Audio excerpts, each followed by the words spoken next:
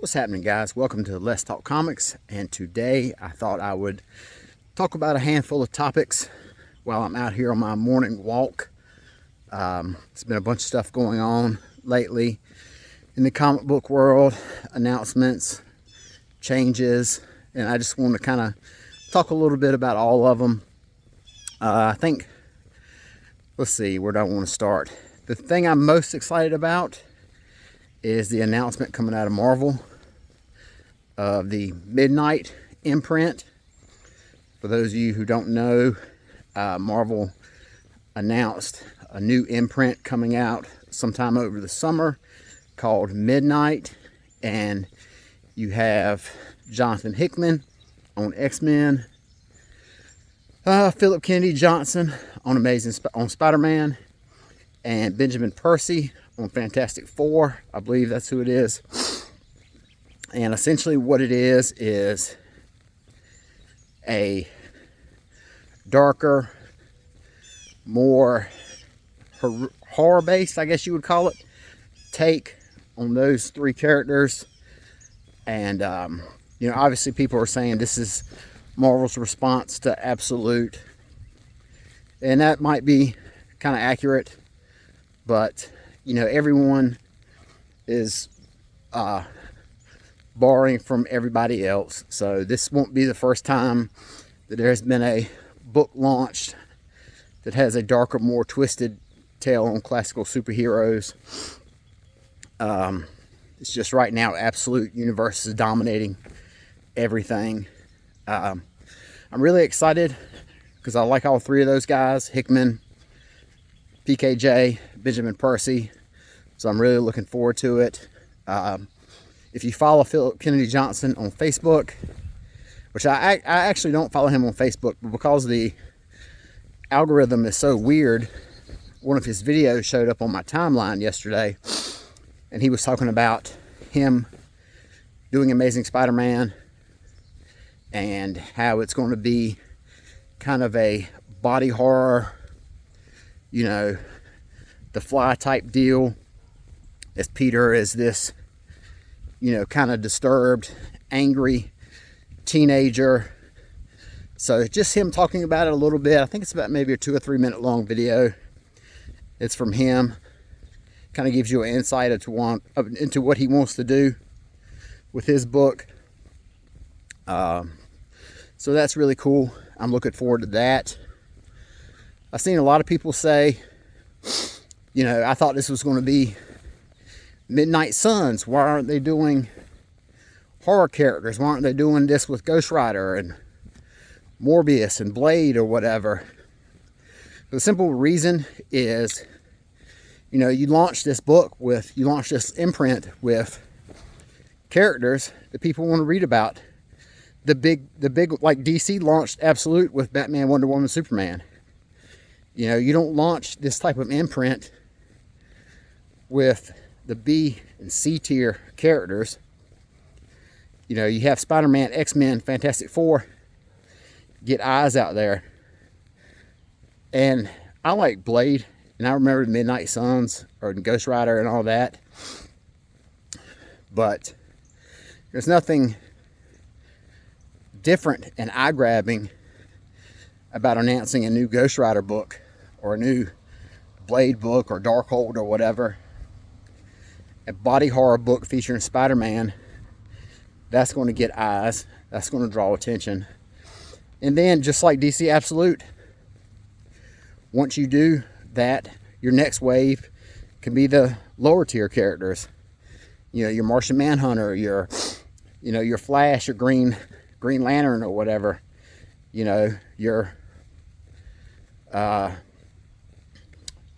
So that's kind of what I think about Midnight. Really looking forward to it. Marvel really needs this.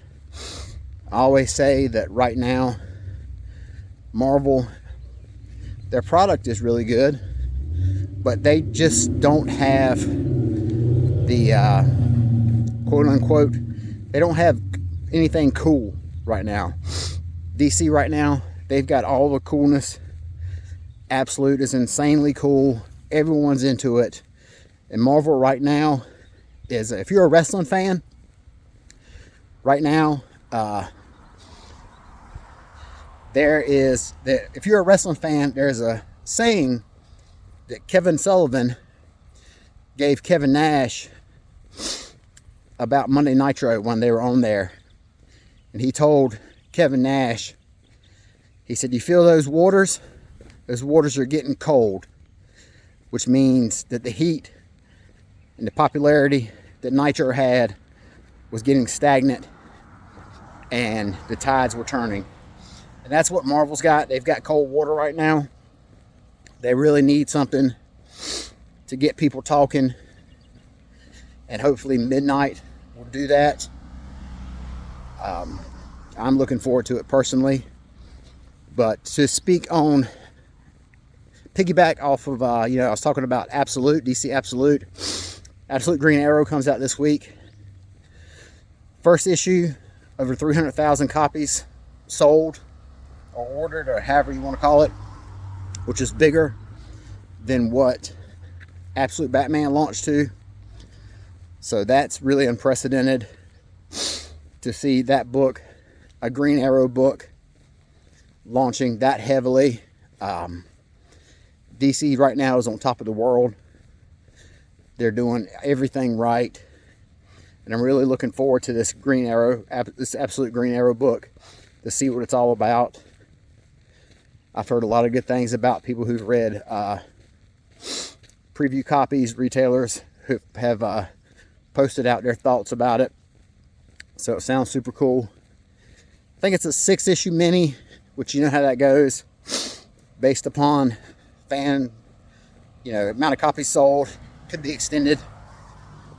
So my only concern about DC is I saw Scott Snyder talking about they've had pitches for Absolute Hellblazer, Absolute Zatanna, a couple other books.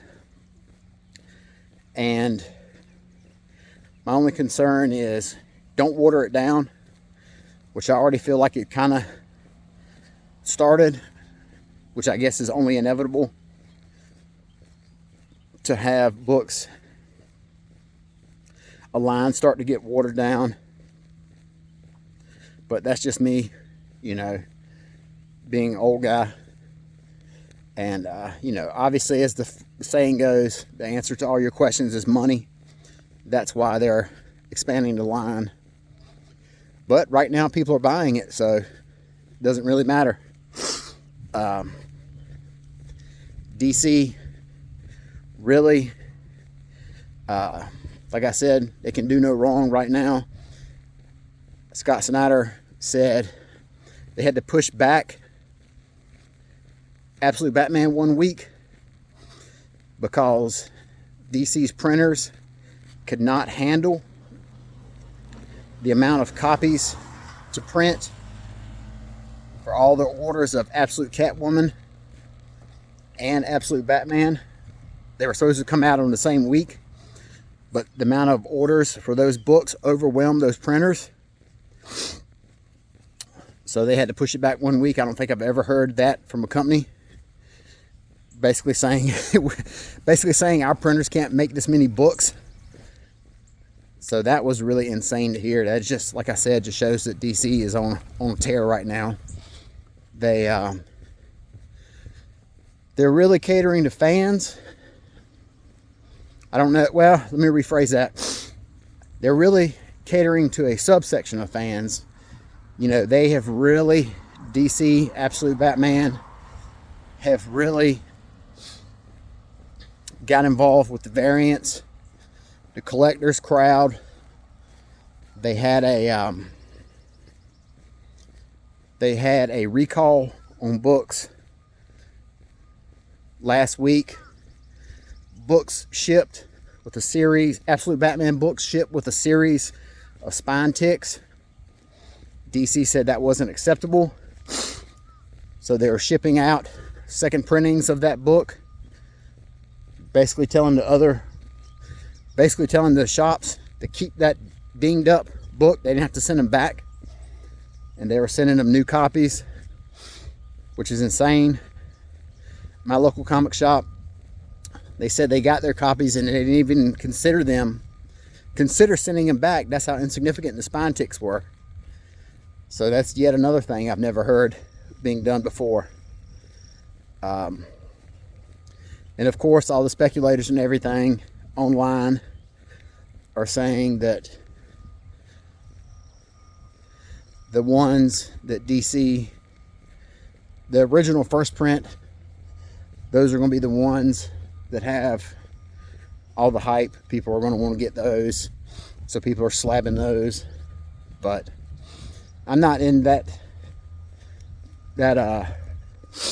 club, that group, whatever you want to call it. You know, although there are a lot of shops who make good money off the speculator fans and the guys who buy multiple copies and who chase variants. And I always say, good for those shops. Get that money, pimp those marks, get their money, man. Because sooner or later, this bubble's gonna burst. And then, what are you gonna do? Might as well get while the getting is good, I suppose. Let's see, what else? Marvel announced yesterday that they were making a handful of changes in their management. And that was met to a lot of excitement online. I personally really don't have any strong feelings one way or another about the previous management stepping down and new management stepping up. You know, much like an NFL draft, it's too early to determine what, you know, it's too early to say if it's good or bad. You know, the new guy coming in could be worse than the current guy. Or he could come in and be the next, you know, Karen Berger or Jeanette Kahn, you know, that did incredible things for DC. But one of the best comments I saw, somebody said they were glad to see current management stepping down because Marvel has been absolutely terrible for the past 20 years. Somebody replied to him saying, I've only been into comics over the last 15 years, and I feel like you saying that's an incredible exaggeration. Which there's some truth to that.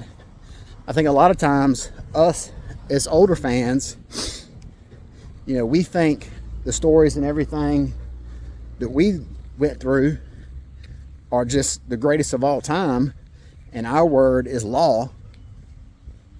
You know, we forget that people come into comic books that are new and they have their own experiences and they have their own highs and lows, and theirs definitely is not necessarily what ours are. So while we as older fans might sit back and say we don't like any of these new storylines that have came out, newer fans might come in and that might be their, you know, Walt Simonson Thor, or that might be their Claremont and Byrne X-Men, you know. So it's all relative, I guess, so to speak. But so far, I don't think we'll be able to tell what the new management has in plan for Marvel for quite a while. And I guess all we can do is just wait to see how things turn out. So, I mean, like I said earlier in this video, Marvel definitely needs an adrenaline shot. They need a jolt of energy. They need to get people talking. You know, that's what DC has right now that Marvel doesn't, as far as the leg up. They've got a lot going for them. And Marvel right now just is seen as kind of stagnant. You know, yet another Peter Parker story. That's not to say that Marvel doesn't have good books out right now, but they don't have anything that has people talking. My girlfriend's son, he was talking about Absolute Batman. He's kind of loosely into comic books, but he was saying that even his non-comic book friends are talking about Absolute Batman. And that's what Marvel needs right now. So we'll see what happens. That's all we can do. Just see what happens and judge it from there. You know, they always say that, you know, ESPN and NFL always put out their draft rankings the moment the draft ends, and you can't really judge it until a year or two after the fact. And I think the same thing with these moves that Marvel are making as far as with the business leaders. We won't be able to judge it till like a year from now or whatever. So let me see if there is anything else that I want to talk about while I'm out here on my morning walk. I can't really think of anything. So I'm going to go ahead and wrap this up. Hopefully I'll get a chance to get some more videos made. I was working all weekend long. I worked a significant amount of overtime this weekend to get ready for Heroes Con coming up in 3 weeks. So I wanted to have a little extra money in my back pocket for the convention, pick up some cool stuff. But I've got a 4-day coming up this Memorial Day weekend. I'm looking forward to reading a bunch of comics and relaxing. Hopefully you guys got some cool comics to read. Enjoy your time off. We'll talk to you guys later. Have a good day. Bye-bye.